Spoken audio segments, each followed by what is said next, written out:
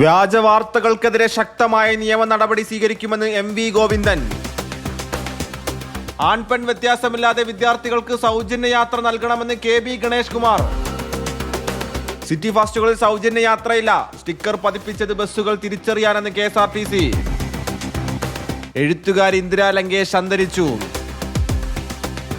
ലോകത്ത് ഏകാന്തതയിൽ ഇന്ത്യ രണ്ടാമത്, മാനസികമായ ഒറ്റപ്പെടൽ വർദ്ധിക്കുന്നുവെന്ന് റിപ്പോർട്ട്.